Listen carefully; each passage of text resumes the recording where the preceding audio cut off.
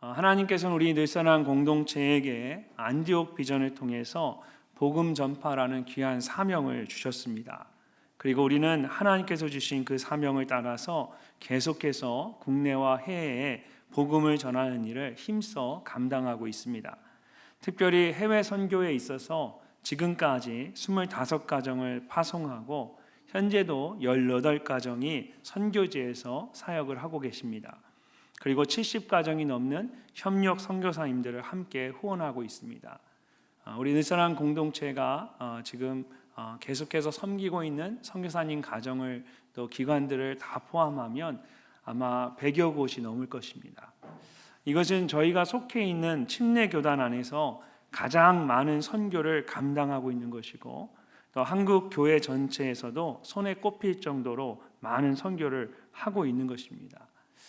어떤 분이 그런 말씀을 하시더라고요. 교회 지사님들 중에 우리 늘선한 교회가 얼마나 많은 선교를 하고 있는지 성도들도 잘 알았으면 좋겠다라는 이야기를 하더라고요. 작년 한 해 동안 저희 늘선한 공동체가 전체 예산의 30%가 넘는 예산을 선교와 구제를 위해 사용했습니다. 그리고 특별히 저희 공동체가 선교를 위해서 우리 교단 해외 선교부를 통해 선교사님들 후원한 그 전체의 예산은 침례 교단 안에서 가장 많은 예산입니다. 우리 침례 교단 안에 큰 정말 대형 교회들도 있는데 그 어떤 교회보다 우리 공동체가 정말 귀한 헌신을 했습니다. 제가 이 말씀을 드리는 것은 우리가 많이 했다라는 것을 자랑하고 싶은 것이 아니라 우리 공동체가 그만큼 일을 위해서 최선을 다해 헌신하고 있다라는 것을 성도님들이 아셨으면 좋겠다라는 마음입니다. 그 결과로 몇 년 전에, 그러니까 작년에 한국에 있는 선교 단체들이 연합해 있는 단체가 있습니다. 한국 세계 선교 협의회라는 것인데 선교 단체 중에 가장 큰 협의회입니다. 모든 선교 단체가 다 포함되어 있기 때문에 가장 큰 협의회인데 거기서 한국 교회들 가운데 선교에 있어서 가장 모범이 되는 교회로 저희 교회가 선정되기도 했습니다. 그래서 올해에도 이 선교와 관련해서 여러 외부 컨퍼런스에서 제가 직접 저희 교회의 선교에 대해서 함께 사례를 발표하고 나누는 그런 시간들도 갖게 되었습니다. 특별히 올해 저희 늘선한 공동체는 카자흐스탄을 시작으로 요르단, 태국, 튀르키예, 아제르바이잔, 우즈베키스탄, 대만, 튀니지, 미얀마 총 9개 나라에 12번의 해외 단기 선교를 진행했습니다. 또한 내년 1월에는 필리핀과 베트남으로 어린이와 청소년에서 해외 단기 선교를 지금 준비하고 있습니다. 무엇보다 올해는 지난 3년간 진행되었던 넷사랑의 파송 선교사님들과 또 선교지를 축복하는 블레싱 중앙아시아, 아시아, 또 중동 아프리카 사역을 최종적으로 마무리하는 그런 한 해였습니다. 선교지에 계신 저희 파송 선교사님과 그 가정이 큰 힘을 얻었고 파송 교회와 더욱더 하나 되는 그런 귀한 시간이었습니다. 이 모든 일들이 가능할 수 있었던 것은 당연히 여러분 한 분 한 분의 기도와 헌신 때문이었습니다. 매 주일마다 복도와 식당에서 예배를 드리시는 분들을 생각하면 늘 죄송한 마음입니다. 선교와 구제를 위해서 우리가 헌신하는 그것을 가지고 예배당을 조금 더 넓혔으면 여러분이 다 들어오셔서 예배를 드셨을 텐데 이 좁은 예배당을 불평하지 않으시고 복도와 식당에서 만나올에서 예배하시는 성도님들을 생각할 때마다 감사하고 또 죄송한 마음입니다. 교육국의 각 부서들도 지금 공간이 부족해서 여러 가지 어려움들을 겪고 있습니다. 어떻게 보면 참 감사하고 행복한 비명이죠. 그래서 다들 너무 공간이 부족해서 우리 아이들도 청소년들도 복도에서 이렇게 의자를 펼쳐놓고 예배를 드립니다. 그런데도 선교를 위해서 기꺼이 양보하시고 불편함을 감수해 주시는 성도님들께 너무나 감사하고 그 마음을 귀하게 생각하고 있습니다. 사랑하는 성도 여러분, 우리가 이렇게 복음 전파와 선교를 위해서 희생하고 헌신하는 이유가 무엇일까요? 그것은 결국 주님께서 우리에게 주신 마지막 명령 때문입니다. 오늘 이 시간에 주님께서 우리에게 주신 그 마지막 지상 명령을 다시 한번 기억하고 주님께 모든 영광을 올려드리기를 소망합니다. 가장 먼저 주님께서는 이미 우리 모두에게 이 선교를 위해 필요한 하늘과 땅의 권세를 주셨습니다. 18절 말씀을 보시면 예수님께서 제자들에게 이렇게 말씀하십니다. 예수께서 나와 말씀하여 이르시되 하늘과 땅의 모든 권세를 내게 주셨으니. 예수님께서는 하늘과 땅의 모든 권세를 가지고 계십니다. 그리고 그 권세는 하늘에 계신 성부 하나님께서 성자 하나님이신 예수님께 주신 권세입니다. 그러므로 우리는 오직 예수님 안에서 그 권세를 누릴 수가 있습니다. 우리가 올 한 해 선교지에서 경험할 수 있었던 여러 가지 다양한 간증들은 모두 예수님 안에서 이루어진 것들입니다. 언어도 통하지 않는 이들에게 하나님의 사랑이 전해지고 생각하지 못한 사람들을 만나게 되고 또 막혔던 길들이 열려진 것은 단지 우리의 열심 때문이 아닙니다. 예수님께서 하늘과 땅의 모든 권세로 우리를 붙들어 주셨고 우리 가운데 놀랍게 일하여 주셨기 때문입니다.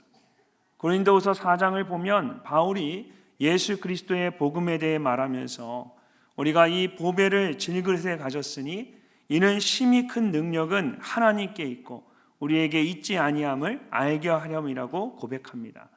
우리는 그저 예수 그리스도만을 전했을 뿐입니다. 그런데 예수님 안에 있는 그 권세가 우리로 하여금 놀라운 사역들을 감당하게 하셨습니다. 사랑하는 성도 여러분, 복음 전파와 선교는 내가 할 수 있어서 하는 것이 아닙니다.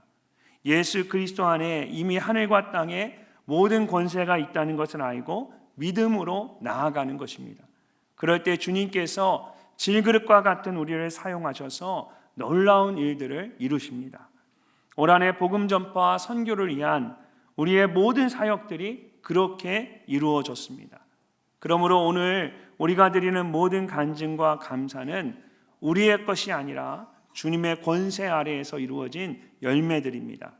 주님께 감사하는 저와 여러분이 되시기를 바랍니다. 두 번째로 선교는 모두를 향한 주님의 명령입니다. 주님의 명령은 특정한 선교사님들 몇 사람에게만 주어진 것이 아닙니다. 주님을 따르는 모든 사람들에게 주어진 명령입니다.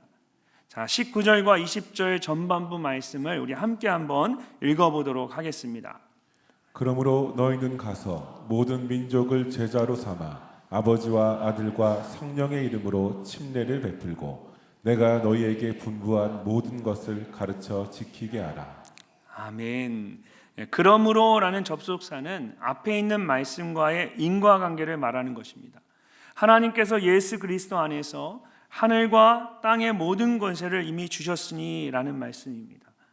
예수님 안에서 권세를 받은 우리는 주님이 주신 그 명령을 따라 순종해야 합니다. 그 명령은 가라, 제자로 삼으라, 가르치라 이렇게 세 가지입니다. 가라는 것은 가만히 있으면 안 된다는 것입니다. 누군가는 일어나 가야만 복음이 전해질 수가 있습니다. 제자로 삼으라는 것은 단순히 방문만 하는 것이 아니라 그 땅 가운데 영적인 변화를 기대하는 것입니다.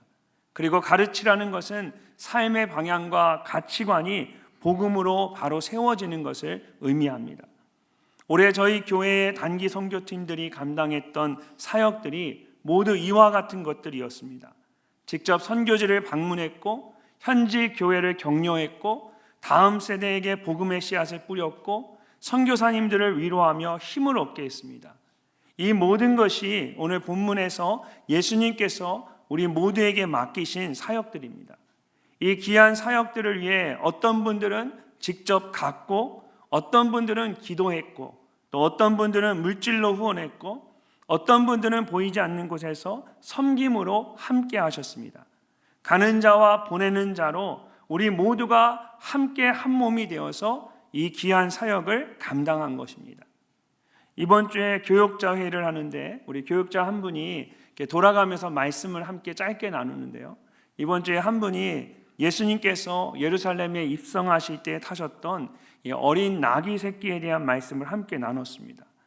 아무도 주목하지 않았던 그 어린 나귀 새끼였는데 예수님께서 부르셔서 그 어린 나귀 새끼를 아주 귀하게 사용해 주신 것입니다.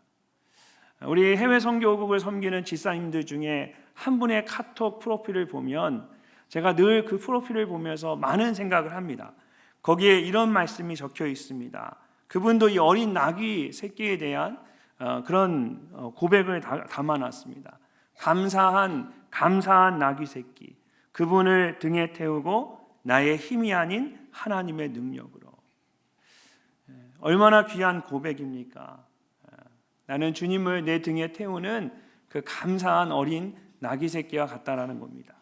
사랑하는 성도 여러분, 주님께서 제자들에게 가서 제자로 삼고 가르치라고 명령하셨는데 그 제자들은 엄청난 믿음을 가진 대단한 사람들이 아니었습니다.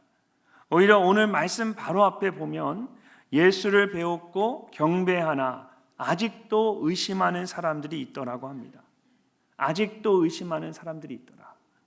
그들 중에는 아직도 예수님을 온전히 믿지 못하고 의심하는 사람들이 있었습니다.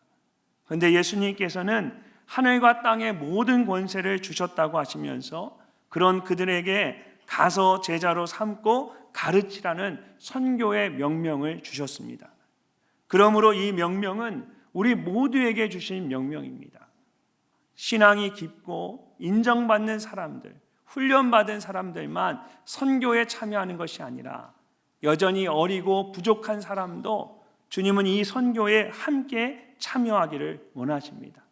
함께 그 명령을 감당하는 늘사랑의 모든 성도님들 되시기를 주님의 이름으로 축복합니다. 마지막으로 선교의 열매는 우리와 함께 하시는 주님께서 다 이루어 주십니다. 주님께서는 우리에게 사명을 주실 뿐만 아니라 늘 우리와 함께 하십니다. 자, 20절 마지막 후반부의 말씀을 우리 함께 한번 읽어보도록 하겠습니다. 볼지어다 내가 세상 끝날까지 너희와 항상 함께 있으리라 하시니라. 아멘. 볼지어다, 이 말은 눈으로 이렇게 보라는 뜻은 아닙니다. 볼지어다 하니까 뭐가 있나 이렇게 보시면 안 되고, 이 볼지어다라는 말은 behold, 반드시 기억해라, 꼭 붙잡아라, 주목하라는 뜻입니다. 이제부터 하는 말이 정말 중요하다라는 것입니다. 그리고 그것은 내가 너희를 보내기만 하는 것이 아니라 내가 너희와 항상 함께 있을 것이다 라는 말씀입니다. 주님이 맡기신 사명을 감당할 때 여러분 가장 중요한 것은 주님이 나와 함께 하시는 겁니다. 출애굽기 33장을 보면 약속하신 가나안 땅을 앞에 두고 하나님께서 너희는 그 땅으로 올라가라, 너희는 그 땅에 이르겠지만 나는 너희와 함께 올라가지 않겠다고 말씀하셨습니다. 그러자 모세가 하나님 앞에 나아가 간절한 마음으로 간구합니다. 모세가 여호와께 아뢰되 주께서 친히 가지 아니하시려거든 우리를 이곳에서 올려보내지 마옵소서. 하나님이 없이는, 하나님이 함께 가지 않으신다면 나는 절대로 올라가지 않겠다라는 것입니다. 사랑하는 성도 여러분, 복음 전파와 선교는 하나님 없이 우리의 힘만으로 할 수 있는 일이 아닙니다. 하나님께서 함께 하시기 때문에 할 수 있는 일입니다. 올해 하나님께서 우리와 함께 하셨습니다. 위험한 상황 속에서 우리를 지켜주셨고 예상하지 못했던 만남으로 이끌어 주셨습니다. 마음과 마음이 하나 되게 하셨고 복음 앞에 그 마음이 열려지는 역사가 일어나게 하셨습니다. 이 모든 일들이 하나님께서 우리와 함께 하셨기 때문입니다. 무엇보다 우리가 선교지에 잠시 다녀온 것 같지만 주님께서 우리와 함께 하신 것처럼 또한 그곳에 함께 계십니다. 우리가 뿌린 복음의 씨앗들이 더욱 깊이 심겨지게 하시고 주님께서 정하신 때에 열매를 맺게 하실 것입니다. 그런 믿음으로 우리는 계속해서 주님께서 맡기신 이 사명에 충성해야 합니다. 열매 맺게 하실 그 주님을 기대하며 기쁨으로 헌신하는 여러분이 되시기를 축복합니다. 사랑하는 성도 여러분, 오늘 우리는 한 해의 선교 보고와 간증을 들으면서 주님이 우리와 함께 하신다라는 사실을 다시 한번 확인할 수 있었습니다. 모든 것이 다 주님의 은혜입니다. 그런 주님께서 오늘도 우리에게 말씀하십니다. 그러므로 가라. 우리가 가진 능력이 부족해도, 상황이 어렵고 준비가 충분하지 않아도 여전히 복음이 필요한 곳들이 있습니다. 주님께서는 우리가 계속해서 그곳에 가기를 원하십니다. 올 한해 복음 전파와 선교를 위해 우리 늘사랑 공동체를 사용하신 주님께 감사하며, 계속해서 주님께서 맡기신 이 마지막 선교의 명령을 위해 헌신하고 나아가고 기도하는 여러분이 되시기를 주님의 이름으로 축복합니다.